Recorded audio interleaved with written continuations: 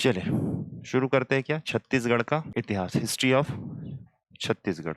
देखिए इतिहास का इंट्रोडक्शन अगर मैं देना चाहूं तो इतिहास 3 भागों में बटेगा। एक कहलाएगा आपका प्राचीन इतिहास, एंशियंट। एक कहलाएगा आपका मध्यकालीन इतिहास, मिडिवल। और एक कहलाएगा आपका आधुनिक इतिहास, मॉडर्न हिस्ट्री। ठीक है, अब इस इतिहास में हमें पढ़ना क्या क्या है तो समझिएगा। सबसे पहली चीज, मैं पूरा डिटेल तो नहीं बताऊंगा, लेकिन शुरू हमें करना है कहाँ से, नामकरण के इतिहास से। कहाँ से शुरू करना है, किसके नामकरण, छत्तीसगढ़ के नामकरण के इतिहास से हमें क्या करना है, शुरू करना है। इसके बाद प्रागैतिहासिक काल आएगा, वैदिक काल आएगा, महाकाव्य काल आएगा, वैदिक काल आएगा। फिर ऐसे करते हुए हम आगे बढ़ेंगे, मौर्य काल, ऐसे करके। ठीक है, इंग्लिश वाले बिल्कुल टेंशन मत लेना, इंग्लिश वालों को मैं इंग्लिश में पीडीएफ दे दूंगा। ठीक है, तो यहाँ आप अच्छे से समझ लीजिएगा, टर्म्स कुछ कुछ मैं बता दूंगा और पीडीएफ आप इंग्लिश से पूरा पढ़ लीजिएगा, पूरा इंग्लिश में लिखा हुआ है। तो यहाँ से शुरू करना है। इसी में आपका भारतीय राजवंश आता है, इंडियन डायनेस्टी कह लो, भारतीय राजवंश, जिसमें आपका मौर्य से शुरू होगा। मौर्य वंश पढ़े हो आप, चंद्रगुप्त मौर्य के बारे में? ठीक है, वहां से मौर्य के बाद आएगा सातवाहन, थोड़ा सा आपका क्या आएगा, कुषाण, और फिर आपका आएगा क्या क्या नाम है जो उसका, वाकाटक। और इसी के समकालीन होगा क्या, गुप्त, या गुप्त के समकालीन क्या होगा, वाकाटक। ये आपके भारतीय राजवंश के अंतर्गत आएंगे। यहां तक आपको पढ़ना है किसमें, प्राचीन इतिहास में। ठीक है, फिर इसी प्राचीन इतिहास में ही आपका जो सबसे ज्यादा इंपॉर्टेंट है वो है आपका स्थानीय राजवंश। क्या होंगे, स्थानीय राजवंश, मतलब जो पहले इनके दरबारों में रहे हैं और स्वतंत्र राज्य की क्या की है, वो स्थापना की है हो। जैसे कि आपका सबसे पहला होता है क्या, राजर्षि तुल्य कुलवंश। सेकंड नंबर पे आएगा आपका नल वंश। थर्ड नंबर पे आएगा आपका शरभपुरी वंश। और फोर्थ नंबर पे आएगा आपका पांडुवंश। ये आपके पूरे टॉपिक्स आपसे किससे रिलेटेड है, एंशियंट हिस्ट्री से या प्राचीन इतिहास से क्या है, रिलेटेड है। ठीक है, मध्यकालीन इतिहास में जैसे ही हम आते हैं तो मध्यकालीन इतिहास में एक हमको पढ़ना पड़ता है क्या, सोमवंश। क्या पढ़ते हैं हम, सोमवंश। सोमवंश में भी दो प्रकार के सोमवंश है, एक कांकेर के सोमवंश कहलाते हैं और एक आपके उड़ीसा के सोमवंश। और प्राचीन इतिहास में जब आएंगे तो मैकल के सोमवंश को हमको इसमें पढ़ना पड़ेगा। तो दो तीन टाइप के सोमवंश हमें देखने को मिलेंगे। और जो सबसे बड़ा टॉपिक है वो कौन सा है आपका, कलचुरी। और इसी में शामिल होता है आपका क्या, बस्तर का इतिहास। बस्तर का इतिहास में आप देखोगे तो दो राजवंश हमें पहले पढ़ने पड़ेंगे, एक छिंदक नाग वंश और दूसरा काकती। ये दो फेमस है। काकती तो पूरे आजादी तक चला है, आज भी चल रहा है समझो। इसी में आपका कवर्धा का इतिहास हमें देखना पड़ेगा, कवर्धा के फड़ी नाग वंश, इनका शासन हमें देखना पड़ेगा। साथ में हमको देखना है क्या, पाली के बाणवंश। ये आपके किस में आ जाएंगे, मध्यकालीन। साथ में आप किसको शामिल करोगे, छत्तीसगढ़ में मराठा। किसको शामिल करेंगे, छत्तीसगढ़ में मराठा। ये भी आपके मध्यकालीन के अंतर्गत ही आएगा। ठीक है, अब आपसे ये सवाल नहीं पूछेगा कौन मध्यकालीन में आएगा कौन प्राचीन में आएगा, मैं यहाँ से फ्रेमिंग बना रहा हूँ, शुरुआत कर रहा हूँ ताकि कुछ चीजें आपके कंसर्न में रहे। फिर आते हैं किसमें, आधुनिक में। आधुनिक में आ जाता है 1857 की क्रांति। यहीं से हम क्या करेंगे, आधुनिक की शुरुआत करेंगे। ठीक है, 1857 की क्रांति कहने का मतलब भारत में शुरुआत हुआ था 1857 की क्रांति, तो उसका छत्तीसगढ़ में क्या प्रभाव पड़ा था ये हमको देखना है। साथ में हमें देखना है कि राष्ट्रवाद का उदय, क्या देखना है, राष्ट्रवाद का उदय और राष्ट्रवाद के उदय में योगदान देने वाले प्रमुख संस्थान। राष्ट्रवाद का उदय कहने का मतलब हमें ये पता चलना कि ये देश हमारा है और अंग्रेज आकर हम पर क्या कर रहे हैं, शासन कर रहे हैं, तो हमें उनसे कैसे लड़ना है। तो जब तक हम अपने कॉन्फिडेंस डेवलप नहीं करेंगे तब तक हम उनसे लड़ कैसे पाएंगे। तो यही कहलाएगा आपका क्या, राष्ट्रवाद का उदय। फिर आता है आपका क्या, कांग्रेस का काल। किसका काल आता है, कांग्रेस। तो कांग्रेस की स्थापना पढ़ेंगे, इसमें भी हम देखेंगे 1885 से लेकर 1905 तक का इतिहास देखेंगे। ठीक है, फिर 1905 से लेकर 1920 तक का इतिहास हम देखेंगे। तो इधर पूरे सन वाइज ही चलेंगे। और तीन प्रमुख बड़े आंदोलन चले हैं भारतीय स्तर पर, असहयोग आंदोलन, सविनय अवज्ञा आंदोलन और भारत छोड़ो आंदोलन, क्विट इंडिया मूवमेंट और नॉन ओबीडियंस मूवमेंट। और एक क्या है, सिविल करके कुछ बोलते हैं, सविनय अवज्ञा क्या बोलते हैं जी, सिविल ओबीडियंस मूवमेंट क्या है, हाँ वही है, सविनय अवज्ञा आंदोलन। ठीक, 1930 में हुआ था। ये तीन बड़े आंदोलन हमको देखने हैं। फिर उसके बाद 1947 में 1947 में हम क्या करेंगे, झंडा फहराएंगे और फिर अपने आप को क्या घोषित कर लेंगे, आजाद। तो ये सारी चीजें हमको क्या करनी है, पढ़नी है। ठीक है, इधर सामने आ जाइए। तो ये इतिहास का क्या है फ्रेम। अब देखो इतिहास अगर देखा जाए तो अच्छे तरीके से पढ़ने में लगभग 1.5 महीने का समय लगता है। जैसा आपने ज्योग्राफी पढ़ा है पूरे डिटेल के साथ, उसमें भी समय लगा है, वैसे ही इतिहास में भी क्या लगता है, समय। लेकिन आज तारीख कितनी है, 4 तारीख है, और कोशिश रहेगी कि जनवरी तक हम इसको कंप्लीट कर ले। बहुत ज्यादा जाएंगे तो 5 फरवरी तक जाएंगे, उससे ज्यादा नहीं।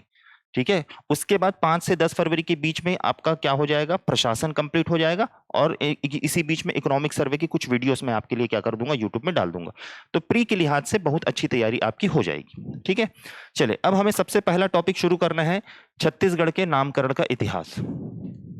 छत्तीसगढ़ के नामकरण का इतिहास, और इसमें हमें देखना है कि प्राचीन समय में, इन द एंशियंट टाइम, प्राचीन समय में छत्तीसगढ़ के नाम, यानी कि एंशियंट टाइम में छत्तीसगढ़ के क्या क्या नाम देखने को मिलते थे, इन नामों को हमें क्या करना है, पढ़ना है। तो पहले आप, जो आपके विद्वान रहे हैं, प्रमुख इतिहासकार रहे हैं, उन्होंने अपनी अपनी कुछ कुछ क्या दिया है भाई, तर्क दिए हैं, कुछ कुछ प्रमाण दिए प्राचीन समय में छत्तीसगढ़ के नाम। अब देखो, छत्तीसगढ़ को प्राचीन समय में क्या क्या कहा जाता था, दक्षिण कोसल, कोसल, महाकोसल, प्राक कोसल, रतनपुर राज्य, इतने सारे नामों से क्या किया जाता था, संबोधित किया जाता था। सुकोसल, छत्तीस किला, अधिष्ठी, इतने सारे इसके क्या थे, नाम थे। अलग अलग समय में अलग अलग नामों से इसे क्या किया जाता था, संबोधित किया जाता था छत्तीसगढ़ का।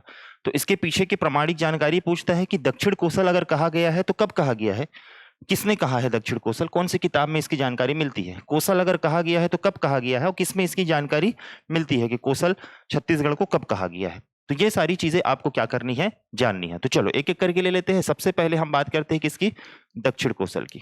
किसकी बात करते हैं, दक्षिण कोसल। मैं ज्यादा कहानियों पे नहीं जाऊंगा, सीधा सीधा पॉइंट टू पॉइंट बात करता हूं। इसमें आपका आएगा कि वाल्मीकि कृत रामायण, किसमें आएगा, वाल्मीकि कृत रामायण।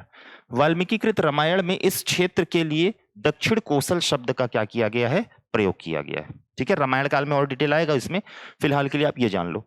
दूसरा है कौन सा, कोसल। तो कोसल जो नाम मिलता है ना, वो मिलता है रघुवंशम में। किसमें मिलता है, रघुवंशम। रघुवंशम किताब किसने लिखा है, कालिदास ने। कालिदास कृत रघुवंशम में छत्तीसगढ़ क्षेत्र को क्या कहा गया है, कोसल शब्द से संबोधित किया गया है। ठीक है, तीसरे नंबर पर आएगा आपका क्या, महाकोसल। क्या कहलाएगा, महाकोसल।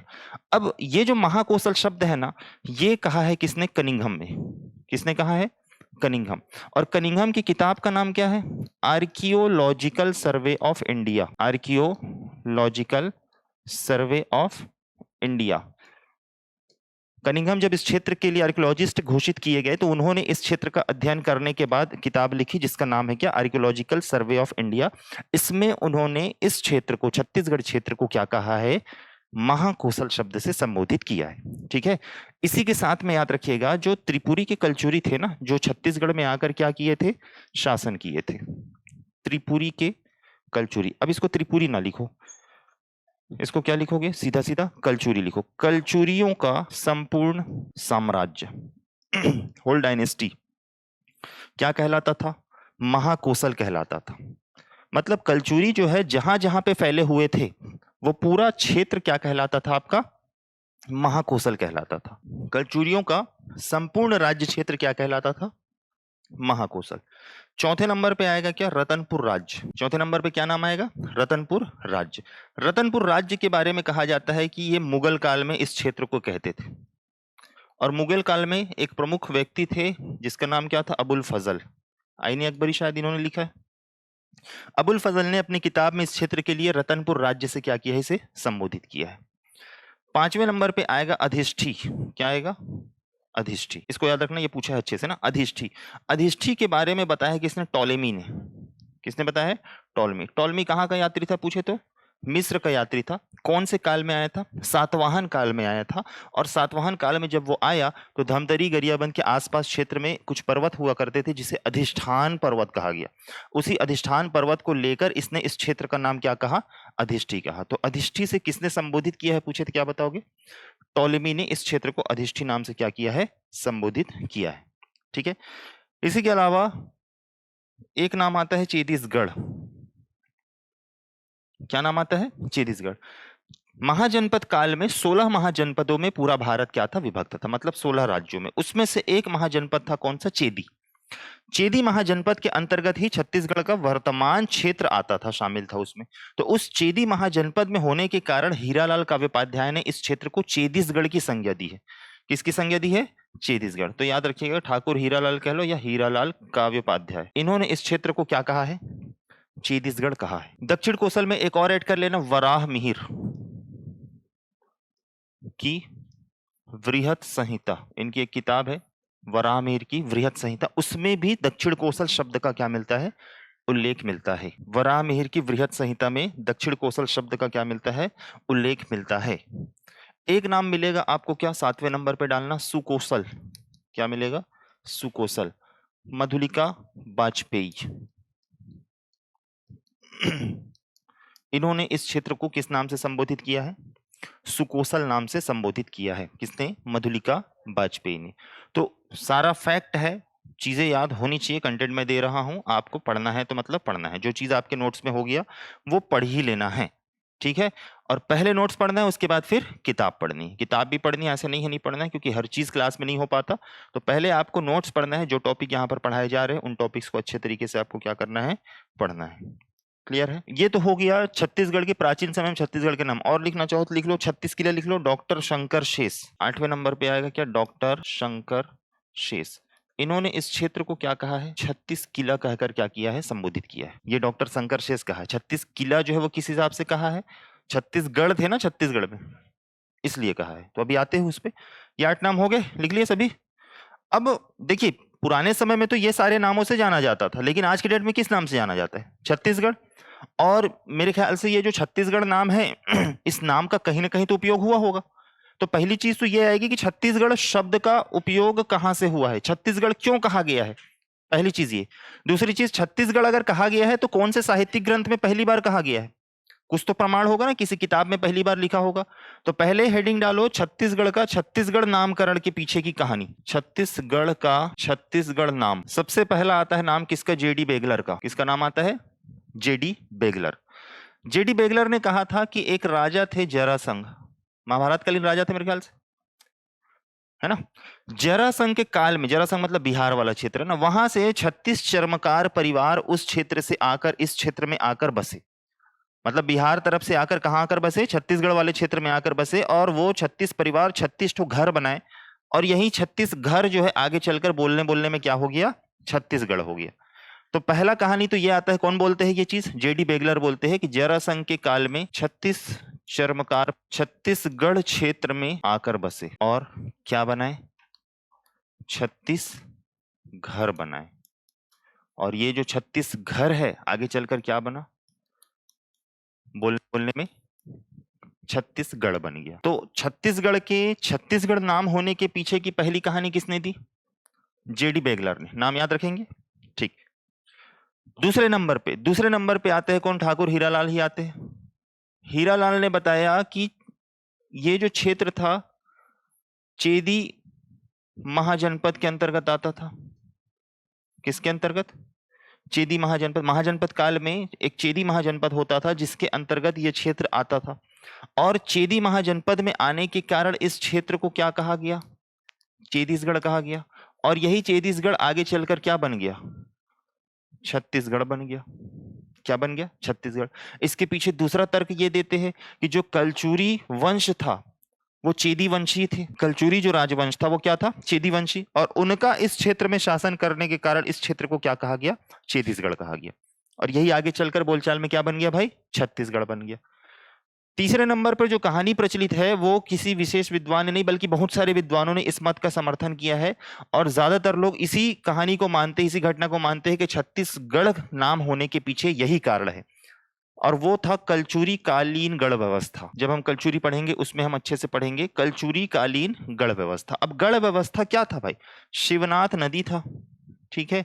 और इस शिवनाथ नदी के उत्तर और दक्षिण में 18 क्या थे? गढ़ थे। और गढ़ का शाब्दिक अर्थ क्या होता है? किला। क्या होता है?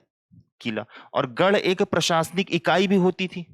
प्रशासनिक इकाई मतलब जैसे आज की डेट में तहसील है, तो उस टाइम पे गढ़ क्या हुआ करता था? तहसील हुआ करता था। ये समझ लीजिए आप।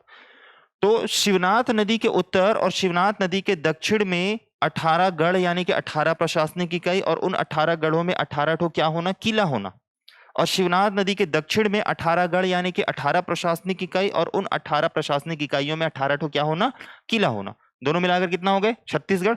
इसलिए इस क्षेत्र को क्या कहा जाने लगा, छत्तीसगढ़ कहा जाने लगा।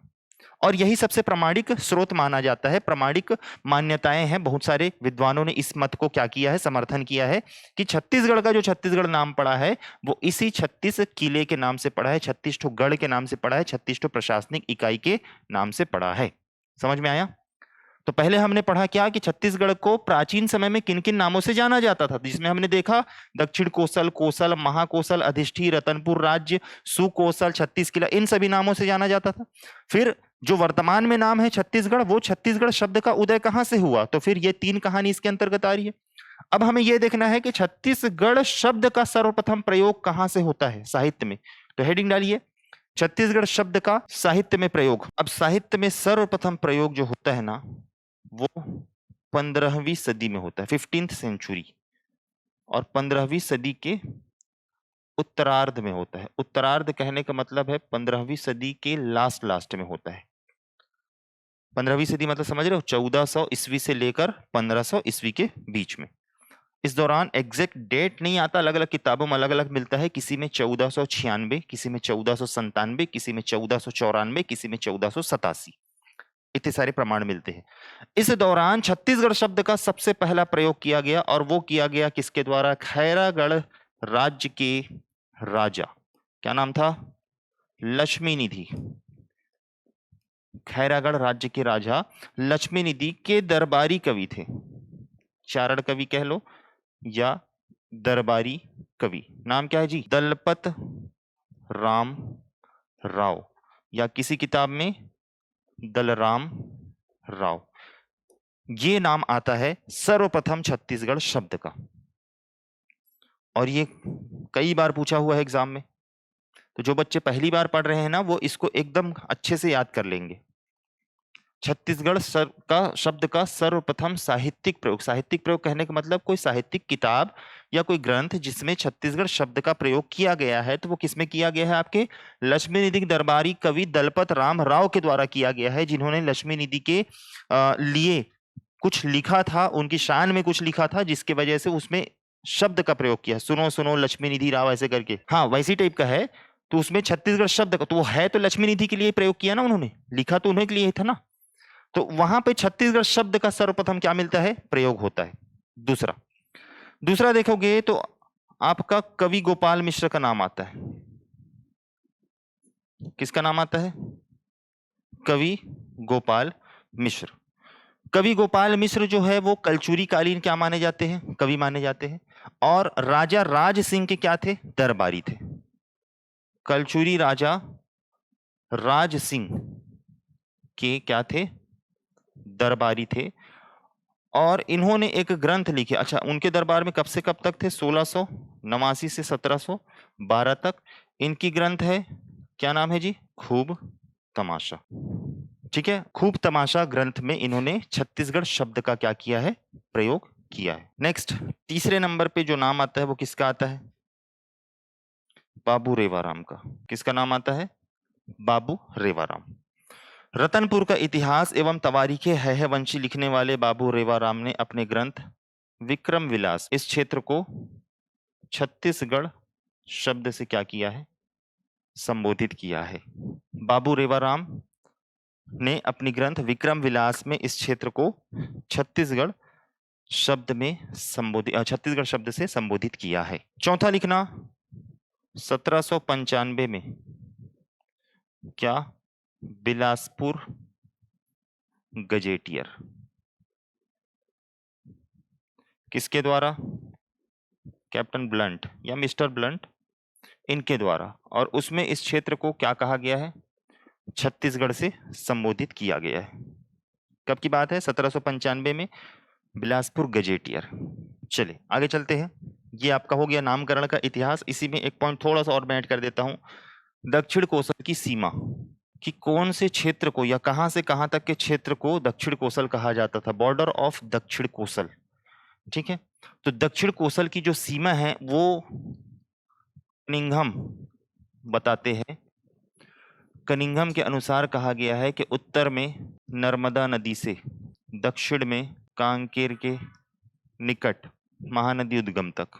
ठीक है, उत्तर में नर्मदा नदी से, दक्षिण में कांकेर के निकट महानदी के उद्गम तक, और पश्चिम में जोंक एवं हसदो के क्षेत्र तक। पश्चिम में जोंक व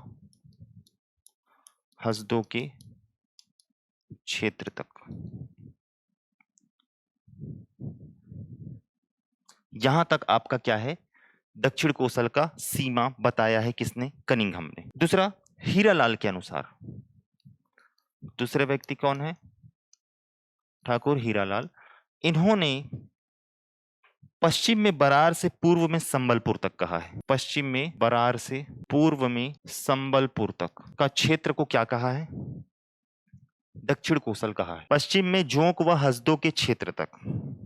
हाँ, मुझे भी पता है, अब वो जैसा बताए हैं वैसा मैं आपको बता रहा हूं। और आप ये सोचिए कि अभी के डेट में तो छत्तीसगढ़ का सीमा निर्धारित है ना, जिस टाइम पे उन्होंने लिखा उस टाइम पे उसकी सीमा निर्धारित थी क्या, नहीं थी ना, तो उन्होंने अपने तर्क के हिसाब से बताया, और जैसा लिखा है वैसे ही मैं आपको बता रहा हूं। ठीक है, तो ये है दक्षिण कोसल की क्या सीमा।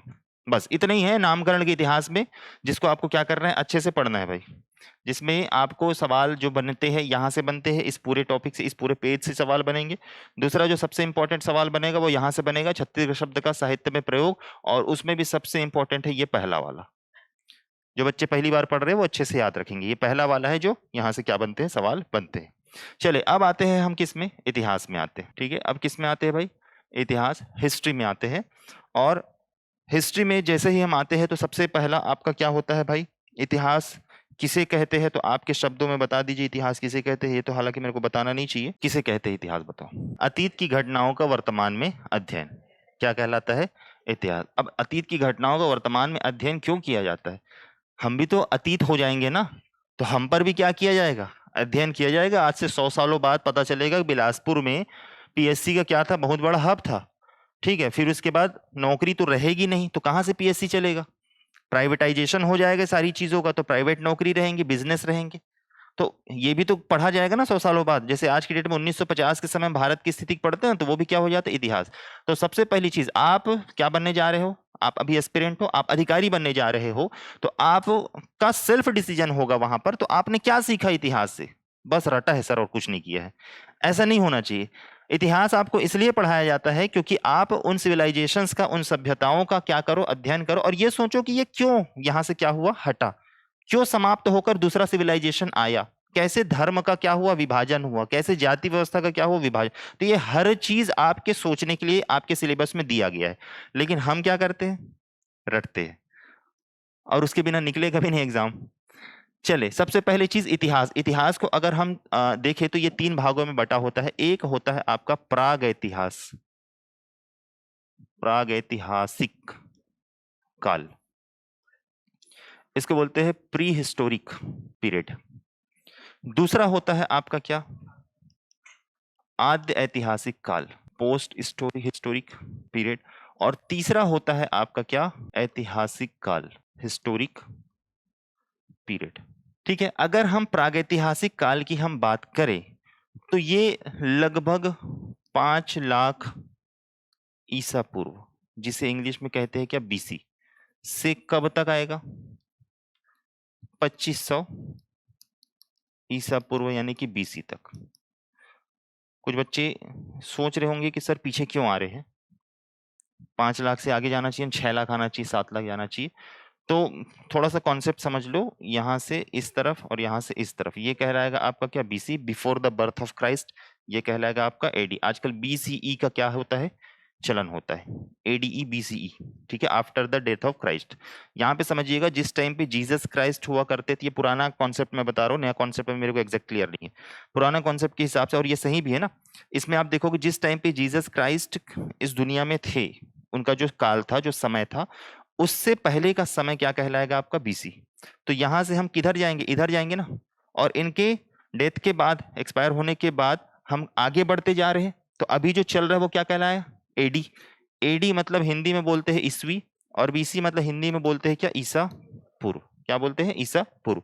तो शुरू हम यहां से करेंगे, जैसे मान के चलो ये 5 लाख है तो 4 लाख है, 2 लाख है, 3 लाख है, 1 लाख है, 0 यहां तक होगा ना, इसलिए हम अभी क्या जा रहे हैं, पीछे जा रहे हैं।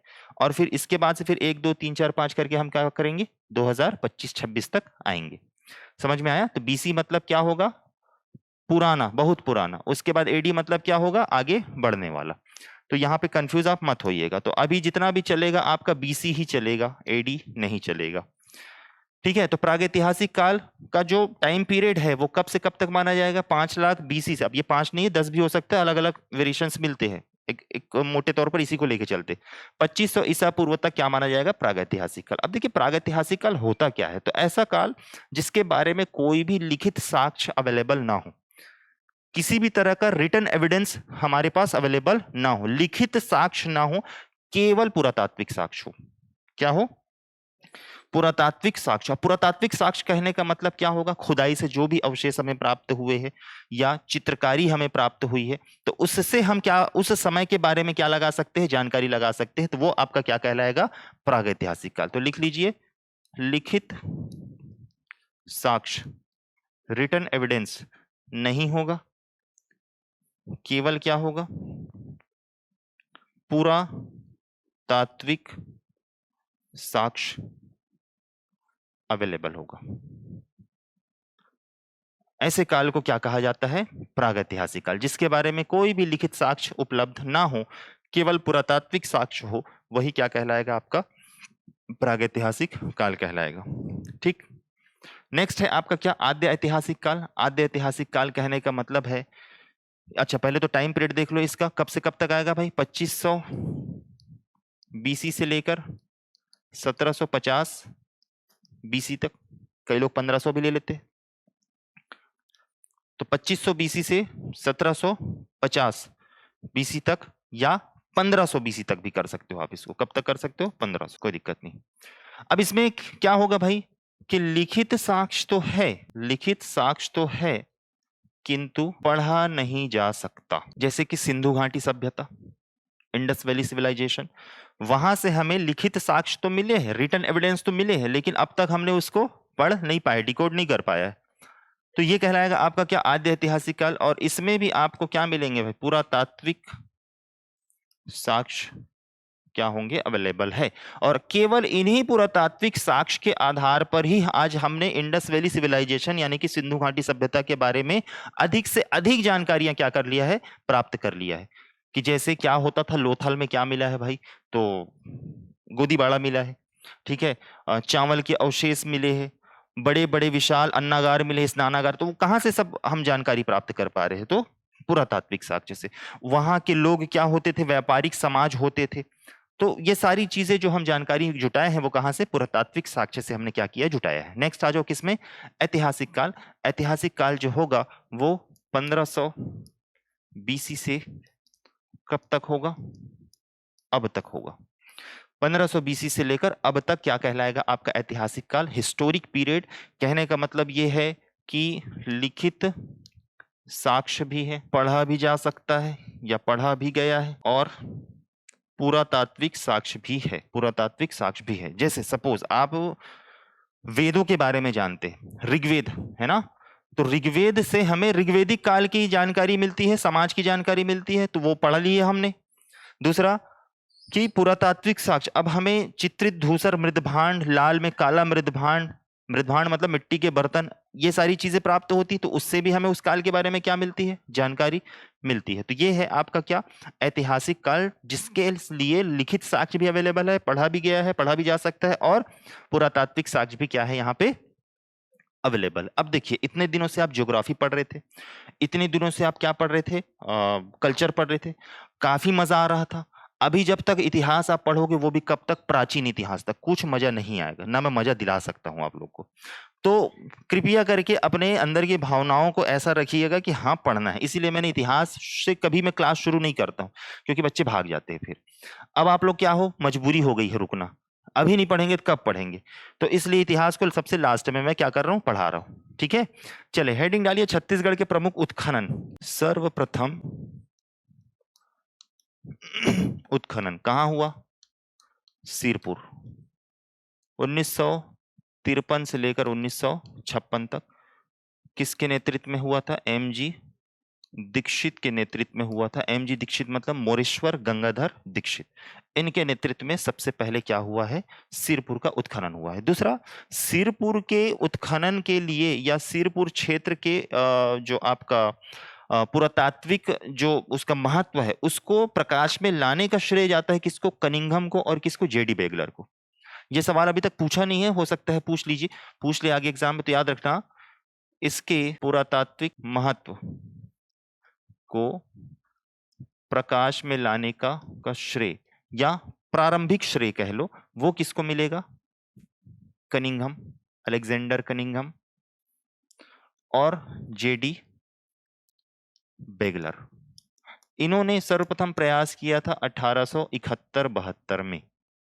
ठीक है।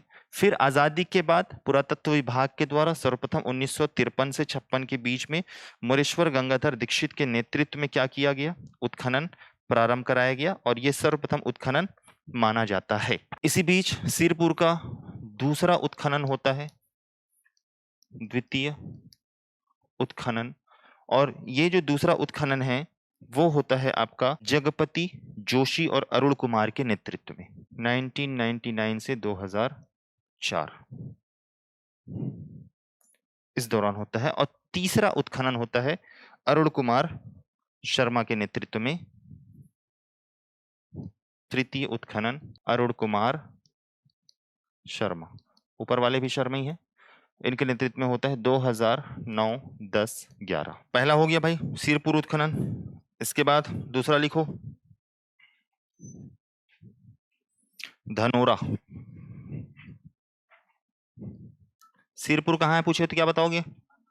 और धनोरा पूछे तो बालोद। धनोरा में उत्खनन हुआ है 1956-57 में और ये भी एमजी दीक्षित के नेतृत्व में हुआ है, मोरेश्वर गंगाधर दीक्षित के नेतृत्व में हुआ है। तीसरा मल्हार। मल्हार कहाँ है? बिलासपुर में। ये होता है 1975 से 78 के बीच में। डॉक्टर श्याम कुमार पांडे और प्रोफेसर वाजपेयी इनके नेतृत्व में होता है। तीसरा और चौथा यहाँ पे लिख रहा हूँ, ध्यान से लिख लेना, करका भाटा। करका भाटा कहाँ है जी? बालोद में है। 1991-93 1991-93 के बीच में हुआ है और ये भी हुआ है किसके नेतृत्व में? अरुण कुमार शर्मा के नेतृत्व में। किसके नेतृत्व में हुआ है? अरुण कुमार शर्मा। ठीक है। पांचवा सिसदेवरी। किस जिले में है सिसदेवरी? बलौदा बाजार। सिसदेवरी कहाँ है? बलौदा बाजार। 2001-2 में यहाँ पे क्या हुआ है? उत्खनन हुआ है। किसके नेतृत्व में हुआ है? तो JL रायकवार और राहुल कुमार। JL रायकवार और राहुल कुमार। ध्यान रखिएगा, PSC रिसेंट में एक सवाल यहां से पूछा था, सिसदेवरी से नहीं पूछा है, वो पूछा है मत्कू द्वीप के उत्खनन किसके नेतृत्व में हुआ, या मत्कू द्वीप के पुरातात्विक महत्व को किसने प्रकाश में लाया है, ये सवाल पूछे। तो कम से कम, ज्यादा कुछ नहीं, किस जिले में है ये और कौन कौन उसके नेतृत्व में उत्खनन हुआ है उसको याद कर लेना। सिसदेवरी में एक चीज लिख लीजिएगा, 6वीं-7वीं सदी के अवशेष मिले। 6वीं-7वीं सदी के क्या मिले? यहां से अवशेष मिले। कहां से? सिसदेवरी से। अगला है लीलर। लीलर कहाँ है पूछे तो क्या बताओगे? धमतरी में। यहाँ लीलर में एक गढ़िया देव टीला है। क्या है यहाँ पे? गढ़िया देव टीला, जिसे स्थानीय लोग भेंवरगढ़ कहते हैं। स्थानीय लोग क्या कहते हैं? भेंवरगढ़। SS यादव के निर्देशन में हुआ है। SS, स्थानीय लोग भेंवरगढ़, SS यादव के निर्देशन में। बस याद रखना गढ़िया देव टीला कहाँ है। दूसरा, लीलर पुरातात्विक स्थल कहाँ है पूछे तो क्या बताओगे? धमतरी। SS यादव का नाम याद रख लेंगे। नेक्स्ट है पचराही। पचराही का नाम सुने होंगे, कबीरधाम में है ये। कबीरधाम कौन सी नदी के किनारे है? हाफ नदी के किनारे स्थित है आपका क्या? पचराही। सोबरन सिंह यादव इनके नेतृत्व में हुआ है 2007 से 10 के बीच में। सोबरन सिंह यादव, इनके नेतृत्व में पचराही से क्या हुआ है, पुरातात्विक उत्खनन हुआ है। इसमें एक पॉइंट लिख लेना, किसमें, आपके पचराही में। प्रागैतिहासिक काल, पचराही में लिखेंगे आप क्या, प्रागैतिहासिक काल, कौमा पांडुवंश, प्रागैतिहासिक काल कौमा पांडुवंश कौमा कलचुरी, कलचुरी वंश, कौमा फड़ीनाग वंश, कौमा इस्लामिक काल, फड़ीनाग वंश, कौमा इस्लामिक काल से संबंधित जानकारी प्राप्त हुए हैं। नेक्स्ट अगला है 8वां, महेशपुर। महेशपुर भी याद रखना, JL रायकवार। महेशपुर कहाँ है जी, महेशपुर कहाँ है, कौन से नदी के तट पर है, कि कन्हार, रिहन नदी के तट पर है महेशपुर। JL रायकवार के नेतृत्व में यहां से क्या हुआ है, उत्खनन हुआ है। 9वां, मदकू द्वीप, मदकू द्वीप 2010-11, प्रभात कुमार सिंह, इनके नेतृत्व में यहां से क्या हुआ है, उत्खनन हुआ है। 10वां, तरी घाट। तरी घाट कहाँ है, दुर्ग में, कौन सी नदी, खारू नदी, खारू नदी के तट पर है तरी घाट। JR भगत, इनके नेतृत्व में यहां से क्या हुआ है, JR भगत। ठीक, एक है राजिम। राजिम में याद रखना छीताबाड़ी, सीताबाड़ी जिसे कहते हैं, छीताबाड़ी टीला, यहां से क्या हुआ है उत्खनन, अरुण कुमार शर्मा के नेतृत्व में। छीताबाड़ी अरुण कुमार शर्मा, इनके नेतृत्व में यहां से क्या हुआ है, उत्खनन हुआ है। और एक लास्ट जगह और इंपॉर्टेंट जगह वो है डमरू, सुने हो नाम, कहाँ है, बलौदा बाजार। अभी एग्जाम में आ गया इसलिए सुने हो, इतने सारे नहीं आए हैं इसलिए नहीं सुने, सिसदेवरी नहीं आया है, तो जो नहीं आया उसको कम से कम पढ़ दिए रहो।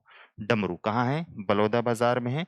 शिवाकांत वाजपेयी, डॉक्टर शिवाकांत वाजपेयी, इनके नेतृत्व में यहाँ पर क्या हुआ है, उत्खनन हुआ है। समझ गए, ये सारे फैक्ट्स है किससे रिलेटेड, आपके पुरातात्विक उत्खनन से रिलेटेड।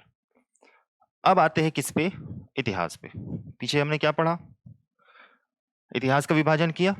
अब इसमें हमको पढ़ना है सबसे पहला क्या, प्रागैतिहासिक काल। तो हेडिंग डालिए प्रागैतिहासिक काल या प्री हिस्टोरिक एज। प्रागैतिहासिक काल, प्री हिस्टोरिक एज, यहां से हमको क्या करना है, शुरू करना है छत्तीसगढ़ के इतिहास। अच्छा, कुछ चीजें और है, 3 पॉइंट है, बस 3 पॉइंट है, जगह बना के लिख लो कहीं पर। जैसे अगर आपसे पूछे छत्तीसगढ़ के प्रथम पुरातत्ववेत्ता, तो क्या बताओगे, लोचन प्रसाद पांडे। छत्तीसगढ़ के प्रथम पुरातत्ववेत्ता, फर्स्ट आर्कियोलॉजिस्ट ऑफ छत्तीसगढ़, पुरातत्ववेत्ता, छत्तीसगढ़ के प्रथम पुरातत्ववेत्ता पूछे तो क्या बताओगे, पंडित लोचन प्रसाद पांडे, पंडित लोचन प्रसाद पांडे। फिर पूछेगा आपसे छत्तीसगढ़ के प्रथम इतिहासकार, छत्तीसगढ़ के प्रथम इतिहासकार, क्या बताओगे, बाबू रेवाराम, छत्तीसगढ़ के प्रथम इतिहासकार बाबू रेवाराम। बस इतना ही है, ठीक है। चले प्रागैतिहासिक काल में आते हैं, प्री हिस्टोरिक एज में आते हैं। इसकी अगर हम अवधि देखें, टाइम पीरियड देखें, तो कब से कब तक रहेगा, 5 लाख ईसा पूर्व से कब तक, 2500 ईसा पूर्व तक। कब तक रहेगा, 2500 ईसा पूर्व तक। ये क्या कहलाएगा, प्रागैतिहासिक काल। और प्रागैतिहासिक काल किसे कहा जाता है, जहां किसी भी प्रकार का लिखित साक्ष्य नहीं है, केवल क्या हो, पुरातात्विक साक्ष्य हो, उसे क्या कहते हैं, प्रागैतिहासिक काल।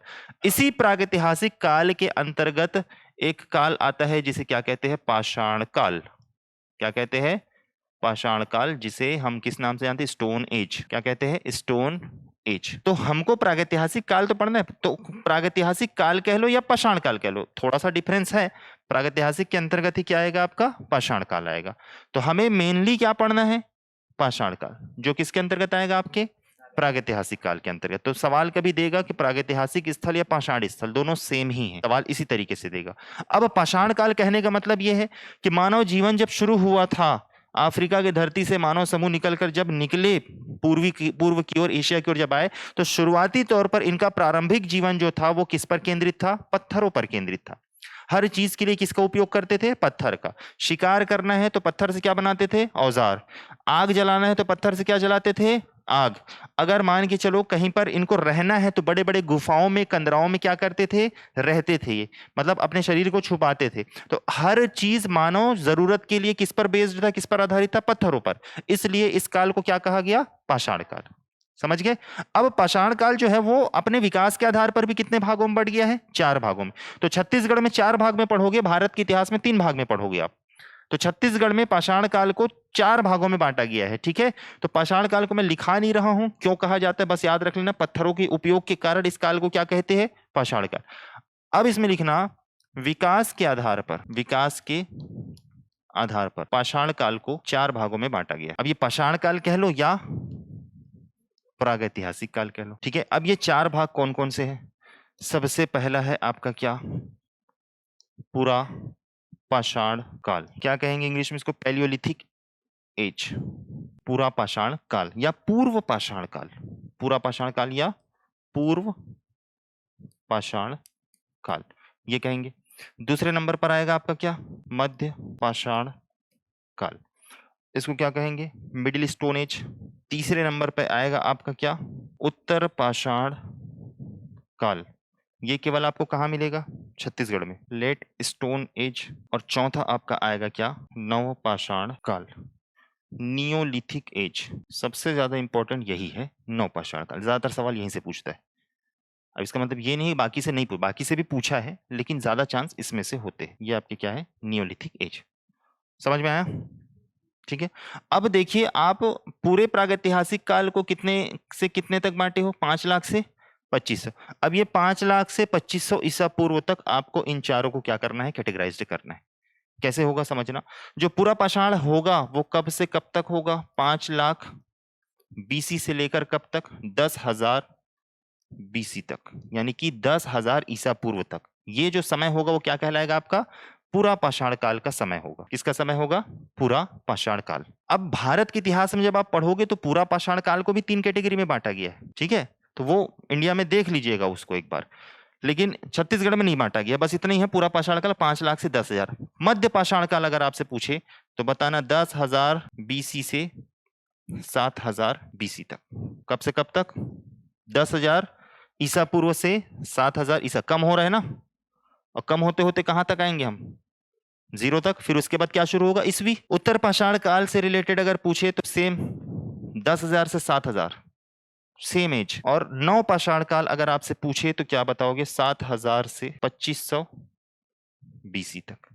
ये समय आपके किसके अंतर्गत आएगा? नव पाषाण काल के अंतर्गत आएगा। समझ में आया? और 2500 के बाद क्या शुरू हो जाएगा? फिर आद्य ऐतिहासिक काल। प्रागैतिहासिक समाप्त, क्या शुरू होगा? आद्य ऐतिहासिक काल। फिर आद्य ऐतिहासिक काल 1500 तक चलेगा। 1500 के बाद क्या होगा? फिर ऐतिहासिक काल। तो ऐतिहासिक काल से जब आप पढ़ना शुरू करोगे तब थोड़ा आपको लगेगा कि हाँ हिस्ट्री पढ़ रहे हैं। अभी थोड़ा सा बोरिंग रहेगा ये क्लास, लेकिन फिर भी प्रयास करते हैं पढ़ने का। ठीक है, ये समझ में आ गया। अब हमको यहाँ से क्या सवाल पूछता है ये समझना कि छत्तीसगढ़ में कौन कौन से स्थल पूरा पाषाण काल से संबंधित है। छत्तीसगढ़ में कौन से स्थल मध्य, उत्तर या नव पाषाण काल से संबंधित है। दूसरा, पूरा पाषाण काल से संबंधित कौन कौन सी जानकारी हमें छत्तीसगढ़ से मिली है। नव पाषाण काल से संबंधित कौन कौन सी जानकारी हमें छत्तीसगढ़ से मिली है। यहां से सवाल बनते हैं। तो हमको सबसे पहला हेडिंग आपको डालना है क्या? पूरा पाषाण काल। अवधि पूछे तो क्या बताओगे? कब से कब तक है भाई? 5 लाख से 10,000 बीसी तक। ठीक है, ये है आपका क्या? पूरा पाषाण काल। इस दौरान ध्यान रखिएगा जो औजार होते थे, औजार, औजार मतलब क्या लिखोगे भाई? टूल्स। औजार मतलब टूल्स कह लो या इंप्लीमेंट कह लो। ये होते थे बिना तराशे हुए। कैसे होते थे? बिना तराशे हुए। अब ये औजार की जरूरत क्यों पड़ी? औजार की जरूरत क्योंकि शिकार करेंगे ना भाई। मानव जब जन्म ले लिया है तो खाएगा ना कुछ, तो शुरुआती तौर पर उसे जो दिखेगा उसको खा लेगा, क्योंकि अभी दिमाग का विकास तो हुआ नहीं है, समझो। तो ये लोग क्या करते थे? कार्य करते थे। इस दौरान कार्य क्या करते थे भाई? एक तो शिकार करते थे और दूसरा क्या करते थे? खाद्य संग्रहण करते थे, फूड कलेक्शन। मतलब जानवर को मार दिए हैं और मारने के बाद जितना खाना था खा लिए है, उसके बाद उसको थोड़ा सा बचा के रख लिए। फ्रिज तो था नहीं उस टाइम पे, तो एक दिन में जितना खा सकते थे उतना खा ले। अभी आग का आविष्कार नहीं हुआ, कच्चा ही खा रहे हैं अभी। आदि मानव सुने हो ना, बस उसी का जीवन है ये, समझो इस टाइम पे। तो इनका जो कार्य था वो क्या था, शिकार और खाद्य संग्रहण। और औजार कैसे होते थे, बिना तराश। और किसके बनते थे औजार, पत्थर के। लोहा भी नहीं आया है, लोहा भी अस्तित्व में नहीं आया है, नहीं कोई धातु आई है, सिर्फ और सिर्फ क्या, पत्थर। मतलब ये तो घूमते घूमते जा रहे, दिखा एक आग तो हिरण पकड़ उठा कर फेंक के मार दी। तो इस तरह के इनके क्या होते थे, औजार होते थे, बिना तराशे हुए। क्लियर है। अब हमें छत्तीसगढ़ से क्या क्या साक्ष्य मिले हैं, साक्ष्य क्या मिले हैं, तो साक्ष्य के तौर पर दो चीजें मिलेंगी। एक तो मिले है क्या, औजार, और एक मिला है क्या, स्थल। दो जगह याद रखना है। एक क्या है भाई, औजार है। औजार में अगर देखोगे तो क्या मिला है, हस्तचलित कुदाल। क्या मिला है, हस्तचलित कुदाल, जिसे आप कुल्हाड़ी के रूप में भी जान सकते हैं। और वो भी कितना ठो मिला है, 5 ठो। किसने खोजा है, राय बहादुर मनोरंजन ने। इन्होंने इसको क्या किया है, खोजा है। कहां से खोजा है, सिंघनपुर की गुफा, रायगढ़ से। ठीक है, अब दोनों चीज आ सकता है ना, हस्तचलित कुदाल या कुल्हाड़ी। कौन से काल से संबंधित साक्ष्य पूछे, क्या बताओगे, पूर्व पाषाण काल या पूरा पाषाण काल। अब हमको आना है किसमें, स्थल में। देखो बच्चों समझ लो, ध्यान से समझ लो, मैं बता रहा हूं, बहुत कंफ्यूजन होगा बाद में कि हम क्या पढ़ रहे हैं, पाषाण काल या प्रागैतिहासिक काल। और प्रागैतिहासिक काल को कितने भाग में बांटे हैं, 4। उसमें सबसे पहला कौन सा है, पूरा पाषाण। पूरा पाषाण काल की विशेषता ये थी कि इस दौरान जो औजार होते थे वो कैसे होते थे, बिना तराशे हुए। और जो मानव समूह था वो क्या कार्य करता था, शिकार और खाद्य संग्रहण करता था। अब हमारे राज्य से छत्तीसगढ़ से क्या क्या साक्ष्य या एविडेंस हमें मिले हैं, तो उसमें एक मिला है औजार, कौन सा है, हस्तचलित कुदाल। और किसके बने थे ये, पत्थर। सब चीज पत्थर का ही बनेगा ना। और उसी को क्या नाम दिया गया, कुल्हाड़ी। कितना टो मिला है, 5। किसने खोजा है, राय बहादुर मनोरंजन। अब इंपॉर्टेंट है स्थल, कि कौन कौन से स्थल हमारे छत्तीसगढ़ में पूरा पाषाण काल से संबंधित है। ध्यान रखिएगा, पूरा पाषाण काल से संबंधित अधिकांश 99% स्थल कहां से मिलेंगे आपको, रायगढ़। और रायगढ़ में क्या क्या है समझ जाओ। सबसे इंपॉर्टेंट याद रखना है आपको, सिंघनपुर की गुफा। क्या याद रखना है, सिंघनपुर की गुफा। दूसरा याद रखना है महानदी घाटी। महानदी घाटी आपको मिलेगा रायगढ़ और सारंगढ़। कहां मिलेगा, रायगढ़ प्लस सारंगढ़। दो जगह अच्छे से याद रखना है, कौन कौन सा भाई, सिंघनपुर की गुफा और महानदी घाटी, जो राज्य में पूर्व पाषाण काल से संबंधित प्रमुख क्या है, स्थल है। ये दो जगह याद हो गया, कौन कौन सा, सिंघनपुर की गुफा और महानदी। इसके अलावा कौन कौन सा जगह है, गीधा, सोनबरसा, भंवरखोल और है छापामाड़ा। गीधा, सोनबरसा, भंवरखोल, छापामाड़ा, ये अन्य पूरा पाषाणकालीन स्थल है, जो सब के सब कहाँ हैं आपकी, रायगढ़। गीधा, सोनबरसा, भंवरखोल और छापामाड़ा। ठीक है। अब इसको कैसे याद रखोगे, दो चीजें आपको याद रखनी है, कौन सा, सिंघनपुर की गुफा और महानदी घाटी को आपको अच्छे से याद रखना है। इनको कैसे याद रखोगे, जैसे कि आसमान में क्या पड़ गया भाई, छापा पड़ा। आसमान में क्या पड़ा, छापा पड़ा। अब जैसे ही छापा पड़ा तो क्या बरस गया, सोन बरस गया। ठीक है, सोन बरस गया। और गिद्ध जो है उस सोन बरसने में भंवर में फंस गया। यहां से याद कर लेना, आसमान में छापा पड़ा, सोन बरसा, गिद्ध भंवर में फंस गया। यह है आपका क्या, पूरा पाषाणकालीन स्थल और पूरा पाषाणकालीन साक्ष्य। अगला हेडिंग डालो, मध्य पाषाण काल, मिडिल स्टोन एज। अवधि कब से कब तक आएगा इसका, 10,000 से 7,000 बीसी तक। ठीक है, इस दौरान मानव समूह कार्य क्या करेगा, इधर क्या क्या काम कर रहे हैं, शिकार तो वो तो करेगा ही करेगा, प्लस खाद्य संग्रह कर रहा है, तो खाद्य संग्रह यानी कि फूड कलेक्शन भी करेगा ही करेगा। साथ में और क्या करेगा, पशुपालन। साथ में क्या करेगा, पशुपालन, एनिमल हस्बेंड्री या हर्डिंग। ये काम इसके अब क्या हो जाएंगे, शुरू हो जाएंगे। ठीक है। और इस दौरान जो इनके औजार होंगे वो कैसे होंगे, अब तराशे हुए। औजार कैसे होंगे, तराशे हुए। जैसे पहले जैसा भी औजार या जैसा भी पत्थर होता था उसको औजार के रूप में ये प्रयोग करते थे। धीरे से समझ में आया कि अगर पत्थर भारी है तो वो आसानी से शिकार पर लग नहीं रहे, टारगेट को मार नहीं पा रहे, तो इन्होंने थोड़ा सा अपना दिमाग लगाया, दिमाग का क्या हुआ, विकास हुआ, और उसको फिर तराश दिया। तराशने से फिर क्या समझ में आया इनको कि हाँ, इससे आसानी से हम क्या लगा सकते हैं, निशाना लगा सकते हैं। तो अब इस काल में मानव का क्या हो गया भाई, विकास हुआ, और औजार को अपना कैसा बनाया, इन्होंने तराश दिया। ठीक है। अब साक्ष्य के रूप में क्या मिले, साक्ष्य, तो साक्ष्य के रूप में पहली वही चीज है, सेम चीज, एक मिलेगा क्या, औजार, और एक मिलेगा क्या, स्थल। तो औजार कौन कौन सा है, तो औजार में याद रखना, पहला लंबे फलक वाले औजार, लंबे फलक वाले औजार ये मिले हैं। लॉन्ग ब्लेड टूल्स, लंबे फलक वाले औजार। दूसरा मिला है अर्ध चंद्राकार लघु पाषाण औजार, अर्ध चंद्राकार लघु पाषाण औजार, इसको बोलते हैं क्या? Crescent shaped small stone tools, crescent shaped small stone tools, ये बोलते हैं अर्धचंद्राकार लघु पाषाण औजार। समझ गए? तो जो आपका पूर्व पाषाण काल था वहां से औजार कैसे थे भाई? क्या औजार मिला था? नहीं, औजार क्या मिला था? हस्तचलित कुदाल। और मध्य पाषाण काल में क्या मिला? लंबे फलक वाले औजार और अर्धचंद्राकार लघु पाषाण औजार। तो आपसे पूछेगा लंबे फलक वाले औजार किस काल से संबंधित साक्ष्य है? तो क्या बताओगे? मध्य पाषाण। अब अभी एकदम तुरंत में देखे हो तो चीजें क्या है आपको याद है। 2 दिन बाद मैं खुद पूछूंगा, दांत पर नहीं पुरोगे आप लोग, इसलिए आज ही घर जाके अच्छे से पढ़ना।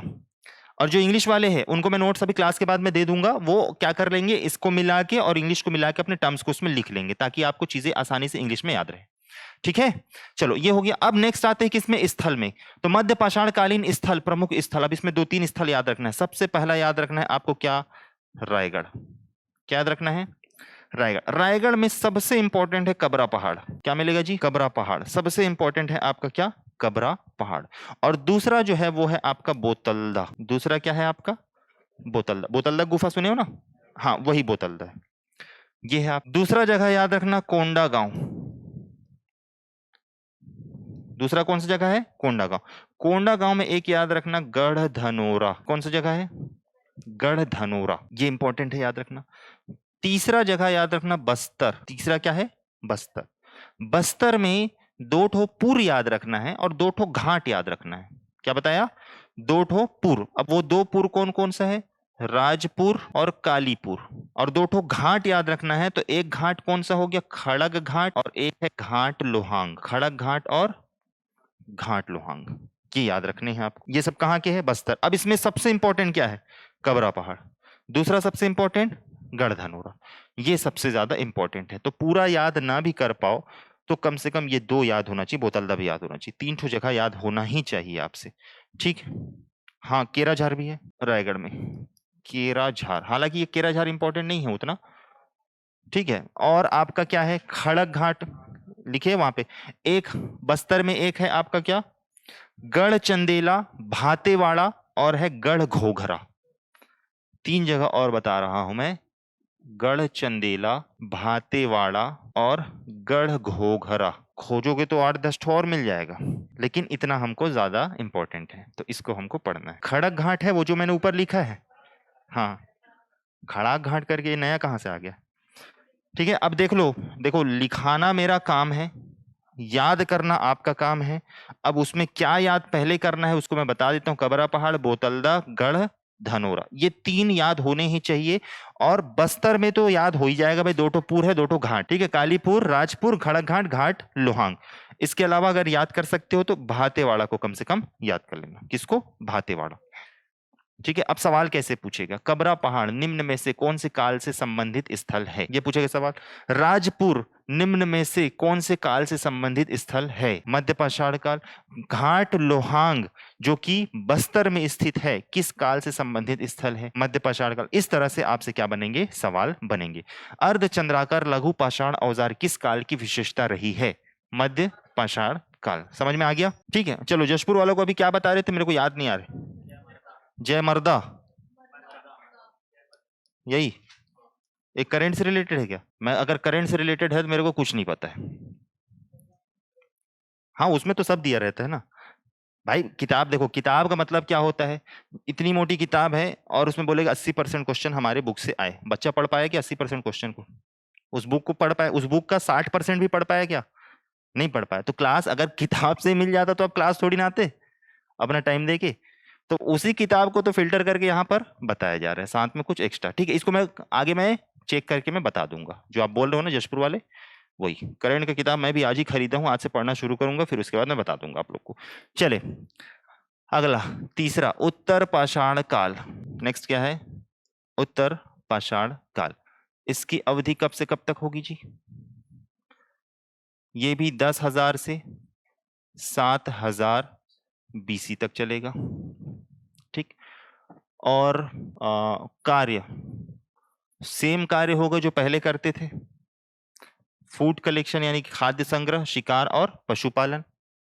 इसके अलावा औजार, औजार में आपको याद रखना है कि इसमें लघु पाषाण औजार, लघु पाषाण औजार, औजारों के चित्रण और मानव आकृतियां। औजार ना लिखो, साक्ष्य लिखो।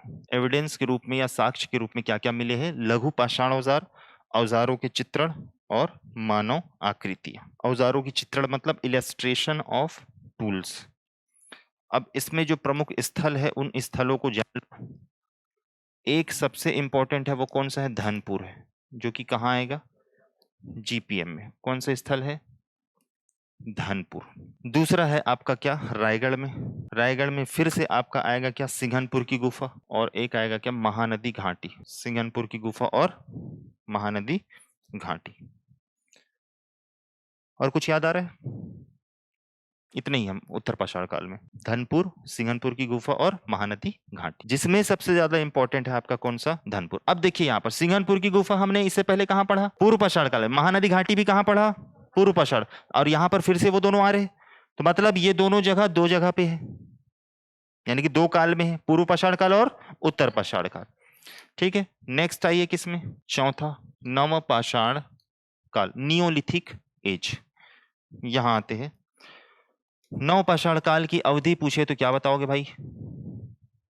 7000 से 2500 बीसी तक। यहां तक आपका क्या है? नव पाषाण काल से संबंधित टाइम पीरियड है। इस दौरान कार्य क्या होता था?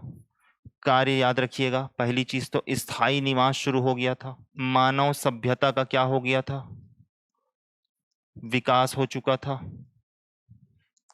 कृषि का काम क्या हो चुका था?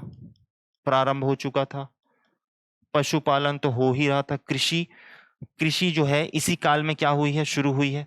ठीक है, और इस दौरान पहिए का भी क्या हो गया था? आविष्कार हुआ था। पहिए का आविष्कार मतलब समझ रहे हो? पत्थर से बनाते थे पहिए, जैसे गाड़ा बैला देखे हो, बैलगाड़ी देखे हो ना, उसका जो पहिया होता है बड़ा बड़ा, वैसे ही पत्थर के क्या बनते थे? पहिए। उस पहिए से सामान को एक जगह से दूसरी जगह, यानी कि ट्रांसपोर्टेशन की क्या हुई? शुरुआत हुई। किस काल में हुई? नवपाषाण। मतलब मानव सभ्यता का वास्तव में जो विकास हुआ है वो कौन से काल में देखने को मिलता है? नवपाषाण काल। अब स्थायी निवास कह रहे हैं, मतलब कि अब क्या करेंगे भाई? पत्थरों से अपना घर बनाना क्या कर देंगे? शुरू कर देंगे। कृषि का काम क्या कर देंगे? शुरू कर देंगे, खेती करना शुरू कर देंगे। आग का आविष्कार तो मध्य पाषाण काल में हो ही गया है, तो भोजन को पकाकर खाना क्या करेंगे? शुरू करेंगे। तो ये सारी चीजें यहाँ पर देखने को मिलती है। तो ये नहीं पूछेगा, पूछेगा क्या? पूछेगा आपसे स्थल, साक्ष्य पूछेगा। क्या पूछेगा? साक्ष्य। तो बताना छिद्रित धन औजार। साक्ष्य के रूप में यहां से क्या मिला है जी? छिद्रित धन औजार मिला है। ठीक है, सबसे इंपॉर्टेंट है वो है क्या? इसका स्थल। किसका? नवपाषाण काल का स्थल, कि कहां कहां से क्या क्या मिला है। अब इसमें जो जो पूछेगा याद रखिएगा। सबसे पहला याद रखना, बालोद जिला। कौन सा जिला याद रखोगे? बालोद। बालोद में एक गुफा है जिसका नाम है चितवा डोंगरी की गुफा, चितवा डोंगरी। और ये कहाँ है पूछे तो डोंडी लोहारा तहसील में है। कौन से तहसील में है? डोंडी लोहारा तहसील में है चितवा डोंगरी की गुफा। बहुत ही इंपॉर्टेंट जगह है। नवपाषाण काल से संबंधित सवाल पूछे तो पहला यहीं से पूछेगा, चितवा डोंगरी। दूसरा पूछेगा अर्जुनी। क्या पूछेगा? अर्जुनी। अर्जुनी भी कहाँ है? बालोद में ही है। ठीक है, इसके अलावा जो प्रमुख जगह है वो है रायगढ़ आपका। कौन सा जगह है? रायगढ़। रायगढ़ में मिलेगा आपको टेरम। क्या मिलेगा? टेरम। एक मिलेगा आपको राजनांदगांव। क्या मिलेगा? राजनांदगांव। बोन टीला। बोन टीला से क्या मिला है? कराघातक पाषाण औजार मिला। कराघातक मतलब समझ रहे हो? कर यानी क्या होता है? हाथ।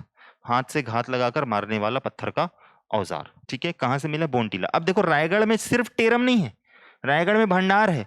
बसनाझर, कर्मागढ़, लेखा भाड़ा, बेनीपाट, भैंसगढ़ी, ये सब जगह किसमें आएंगे? आपके रायगढ़ में। तो रायगढ़ में जो जो जगह है सबको लिखते चलो। अब टेरम हो गया। अब मैं बता देता हूं, यहां से लिख लेना, बस कर ओ एल बी बी।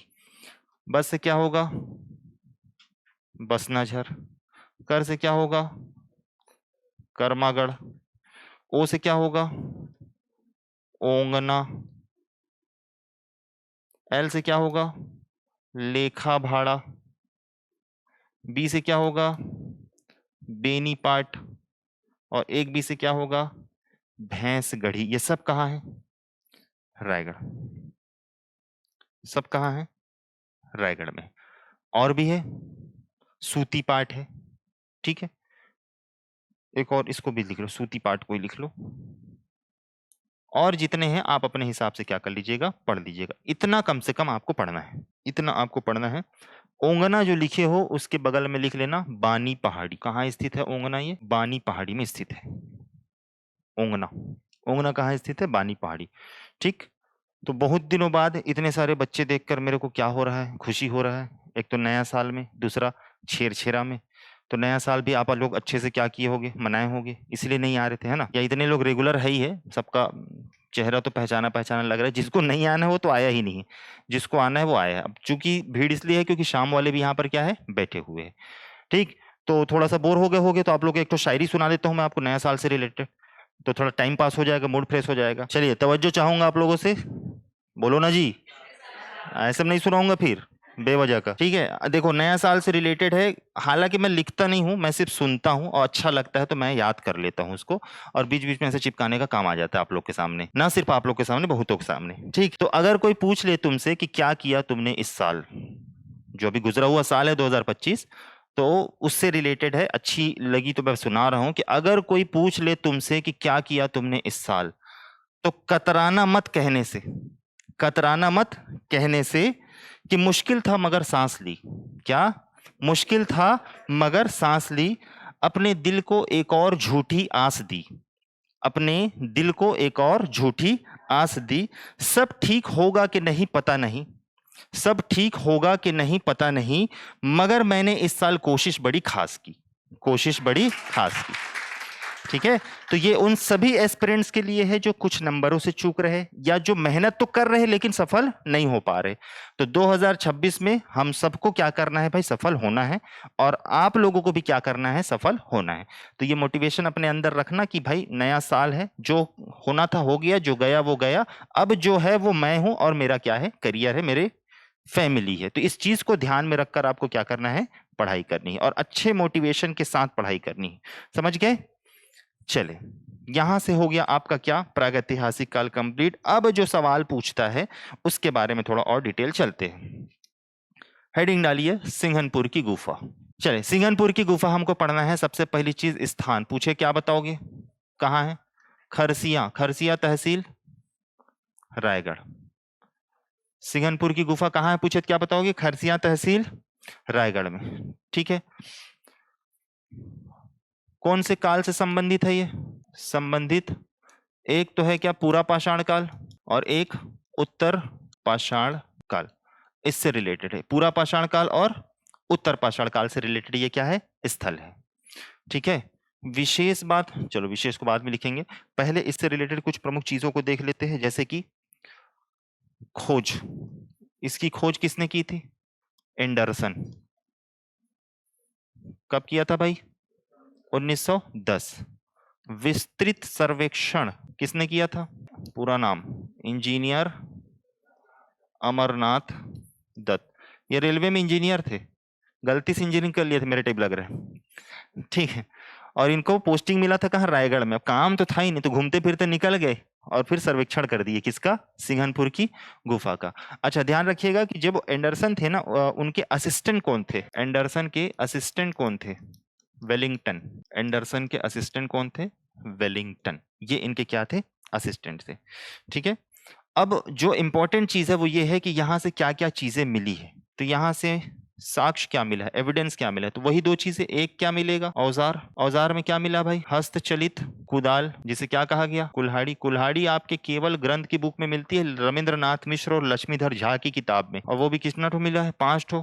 खोजे कौन है इसको, राय बहादुर मनोरंजन ने, इन्होंने क्या किया, इसका खोज है। दूसरा, औजार के अलावा क्या मिला है भाई, चित्र मिले हैं, पेंटिंग्स। औजार के अलावा क्या मिले हैं, चित्र मिले हैं, पेंटिंग्स मिले हैं, जिसे क्या कहा जाता है, शैल चित्र, रॉक पेंटिंग्स, ये मिला है। और इंपॉर्टेंट ये है, यहां से सवाल बनते हैं भाई कि क्या क्या चित्र मिला है, कहां कहां से मिला है करके। अब ये जो शैल चित्र है, किसके शैल चित्र भाई, उसी को कैटेगराइज्ड किया गया है। एक मिले हैं किसके? मानव के। एक मिला है किसका? सरीसृप का। रेप्टाइल्स बोलते हैं क्या सरीसृप को इंग्लिश में? एक क्या है? वन्य जीव। सरीसृप मतलब रेंगने वाला जीव। एक ठो बस मिला है। यहां से 3 कैटेगरी में बांटा गया है। किसको? यहाँ के शैल चित्र को। अब अगर मानव आकृति की बात करें तो एक मिला है सीढ़ी नुमा मानव आकृति। क्या मिला है भाई? सीढ़ी नुमा मानव आकृति। एक मिला है शिकार करता मानव समूह, और एक मिला है क्या? शिकार दृश्य और मरमेड जिसे कहते हैं, जलपरी। इन सब के चित्र मिले हैं ना, ये लोग नहीं मिले हैं। इनके चित्र मिले हैं किसमें? पत्थरों में। सीढ़ी नुमा मानव आकृति, ये ऐसे ऐसे दिखते हैं, ऐसे करके बनाए हैं वहां पे सीढ़ी नुमा मानव आकृतियां। क्लियर है? सरीसृप में क्या मिला है? गोहा, लिजार्ड बोलते हैं ना, मॉन्स्टर छिपकली, गोइहा, गोहा। वन्य जीव में क्या क्या मिले हैं भाई? वन्य जीव में लिख लो किसके किसके मिले हैं। वन भैंसा, वन्य जीव में क्या मिला है? वन भैंसा। और कंगारू के जैसा दिखने वाला पशु, नॉट कंगारू ना, कंगारू के जैसा दिखने वाला पशु, ये मिला है कहां से? वन्य जीव के रूप में। चित्रकारी इनकी मिली है। और भी चित्रकारी मिली है, जैसे कि एक व्यक्तियों के समूह को हाथों में मुगदर और लाठियां लिए हुए बड़े पशु का शिकार करते हुए दिखाया गया, पीछा करते हुए। दूसरा, एक छोटे पशु को पीछे की ओर गर्दन मोड़े हुए मानव को डरावनी मुद्रा में दिखाया गया। तो ये सब चीजें आपकी जानने के लिए नहीं है, कोई जरूरत नहीं है इसको पढ़ने की। बस शैल चित्र में इतनी सारी चीजें आपको क्या कर लेना, याद रख लेना। ठीक है। अब रंग पूछे आपसे, किसका रंग? इन चित्रों का रंग, शैल चित्रों का रंग। तो बता देना क्या? गेरुआ रंग, गेरुआ या लाल रंग। इन दो रंगों का प्रयोग यहां पर हुआ है। इनमें इसकी क्या की गई है? चित्रकारी की गई है। ठीक है, गेरुआ रंग या लाल रंग, इस रंग से इनकी क्या की गई है भाई? चित्रकारी की गई। अब विशेष बात जो सबसे ज्यादा आपको याद रखना जरूरी है, पहला, इसे छत्तीसगढ़ का क्या कहते हैं? भीमबेटका कहते हैं। इसे छत्तीसगढ़ का भीमबेटका कहते हैं। किसे कहते हैं भाई? सिंघनपुर की गुफा को। फिर लिखना कि यह राज्य का सबसे पुराना पाषाणकालीन स्थल है। यह राज्य का सबसे पुराना पाषाणकालीन स्थल है। और पॉइंट लिखना, पर्सी ब्राउन के अनुसार। किसके अनुसार? पर्सी ब्राउन के अनुसार यहाँ के शैल चित्र कैसे है? लिपिबद्ध है। यहाँ के शैल चित्र कैसे है? लिपिबद्ध है। ठीक है। और याद रखना, चित्रों में टोटमवादी चिन्हों का प्रयोग किया गया है। चित्रों में टोटमवादी, टोटमवादी मतलब समझ गए? पशु, पक्षी, जानवर, इन सब चिन्हों का क्या किया गया है? प्रयोग किया गया है। सबसे प्राचीन शैलाश्रय है या शैल चित्र है। भाई एक बात बताओ, चित्रों की शुरुआत कब से हुई है? पूर्व पाषाण काल से ही तो हुई है ना। तो सबसे पुराना तो पूर्व पाषाण काल ही है। और पूर्व पाषाण काल से संबंधित स्थल कौन सा है आपका? सिंघनपुर की गुफा। तो सबसे प्राचीन शैल चित्र भी तो यहीं से मिलेंगे। और लास्ट पॉइंट जो सबसे इंपॉर्टेंट है कि यहाँ के शैल चित्रों की तुलना ऑस्ट्रेलिया और पूर्वी स्पेन यानी कि मैक्सिको से प्राप्त चित्रों से की जाती है।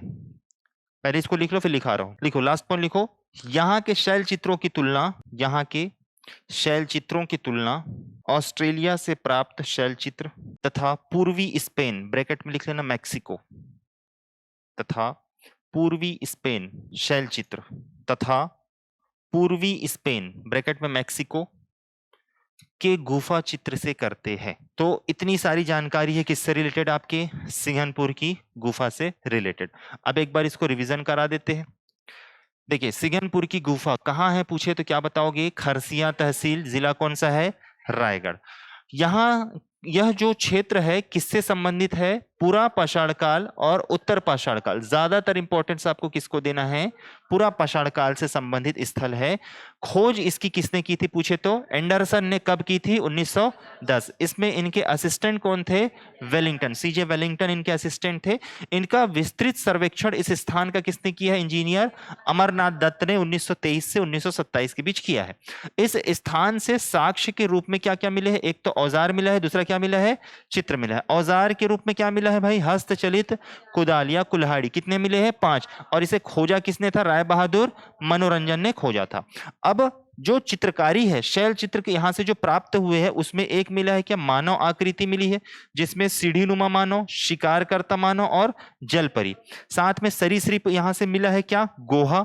और वन्य जीवों में वन भैंसा की चित्रकारी मिली है और कंगारू के जैसा दिखने वाला पशु की आकृति यहाँ पर क्या है, पाई गई है। साथ में याद रखना जो बहुत इंपॉर्टेंट है, यहाँ रंग, किस रंग से चित्रकारी की गई है, तो गेरुआ या लाल रंग से चित्रकारी की गई है। अब इसके बारे में विशेष बात कहा जाता है कि यह छत्तीसगढ़ का क्या कहलाता है, भीमबेटका कहलाता है। यह राज्य का सबसे पुराना क्या है, पाषाणकालीन स्थल है। पर्सी ब्राउन के अनुसार यहाँ के शैल चित्र कैसे है, लिपिबद्ध है। चित्रों में जो है टोटमवादी चिन्हों का प्रयोग यहाँ पे किया गया है। और सबसे प्राचीन क्या माना जाता है, शैलाश्रय। साथ में यहाँ के शैल चित्रों की तुलना किससे की जाती है, ऑस्ट्रेलिया के शैल चित्र और पूर्वी स्पेन या मैक्सिको के गुफा चित्रों से इसकी क्या की जाती है, तुलना की जाती है। तो ये चीजें हैं आपके किससे रिलेटेड, सिंघनपुर की गुफा से रिलेटेड। अगला हेडिंग डालें, कबरा पहाड़। स्थान पूछे तो क्या बताओगे, खरसिया तहसील, जिला कौन सा, रायगढ़। ठीक है। संबंधित पूछे कौन से काल से संबंधित है, तो मध्य पाषाण काल से संबंधित है। मध्य पाषाण काल से संबंधित स्थल है आपका क्या, कबरा पहाड़। ठीक। खोज किसने की थी इसकी, इसकी भी खोज एंडरसन ने की थी। कब किया था, 1910 में।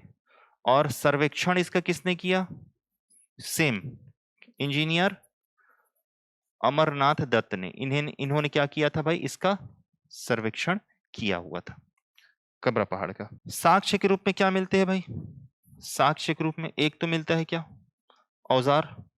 और औजार कौन सा मिलता है, लंबे फलक वाले औजार। और दूसरा मिलता है अर्ध चंद्राकार लघु पाषाण औजार।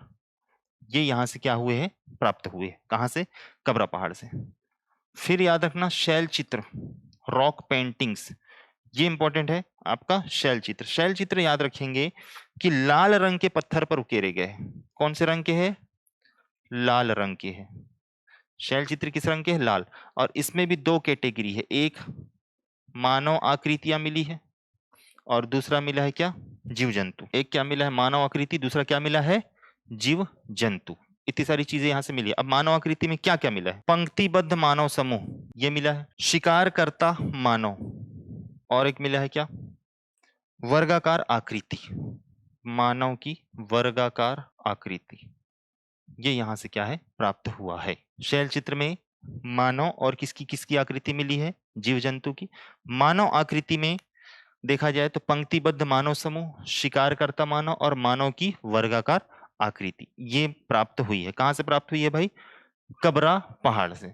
जीव जंतु में यदि बात की जाए तो एक मिलेगा आपको क्या, घड़ियाल। घड़ियाल का क्या मिला है, यहां से चित्रण मिला है। ठीक। एक मिला है किसका, छिपकली का, छिपकली। एक मिला है किसका, सांभर का। एक मिला है किसका, वन भैंसा, वन भैंसा। और एक लास्ट लिख लेना, गेंडे के जैसा पशु की आकृति, कछुआ भी मिला है जी। छिपकली लिखा तो हूं, छिपकली, घड़ियाल, सांभर, वन भैंसा, कछुआ और गेंडे के जैसा दिखने वाला आकृति, गेंडे के जैसे आकृति का पशु, गेंडा नहीं है, हो गया। और एक लास्ट लिख लेना, बाघ से कांपते हुए मानव की आकृति, बाघ, बघवा, बाघ से कांपते हुए मानव की आकृति या मानव का चित्रण, बाघ से कांपते हुए मानव का चित्रण। ठीक है, ये हो गया आपका क्या, कबरा पहाड़। नेक्स्ट अगला हेडिंग डालो, बसना झर। कहां है बसना झर, रायगढ़ में है क्या, बसना झर। लिखो, रायगढ़ के बमनीन पहाड़ी में, रायगढ़ के बमनीन पहाड़ी। और ये कहाँ है पूछे तो क्या बताओगे, बमनीन पहाड़ी खरसिया में ही है। कौन से क्षेत्र में है, खरसिया क्षेत्र में ही है। यहां से भैंस, गेंडा, हाथी और बारहसिंघा, भैंस, गेंडा, हाथी और बारहसिंघा, इनकी आकृति मिली हुई है। और मानव आकृति में धनुष पकड़े मानव, धनुष पकड़े मानव और घुड़सवारी करते हुए मानव समूह, घुड़सवारी करते मानव, इनकी आकृतियां यहां से क्या हुई है, प्राप्त हुई है। नेक्स्ट बेनी पाठ, अगला क्या है, बेनी पाठ। लिखो, लिखना त्रिशूल का चित्रण, बेनी पाठ में किसका चित्रण है, त्रिशूल, त्रिशूल का चित्रण जो 3 रंगों में है, त्रिशूल का चित्रण जो 3 रंगों में है, सपीला, सफेद, पीला और लाल, 3 रंगों में है, सफेद, पीला और लाल, ठीक है। बेनी मतलब क्या होता है, चोटी, और चोटी में एक तो खोचनी आता है ना, तो उसी से याद रखना, त्रिशूल से क्या करेंगे, खोच देंगे किसको, बेनी को। तो बेनी पाठ से क्या मिला है, त्रिशूल की आकृति, और वो भी 3 रंगों में है, कौन कौन सा रंग है, सफेद, पीला और लाल। और लिख लेना तारा, तारा, स्वास्तिक, तारा, स्वास्तिक और हथेली का आधुनिक चित्र, तारा, स्वास्तिक और हथेली का आधुनिक चित्र की प्राप्ति हुई है। ठीक है, हेडिंग डाल के छोड़ दो, बोतलदा की गुफा, उसको कल देखेंगे। फिर आपका क्या बचा, चितवा डोंगरी, उसको भी देखेंगे कल।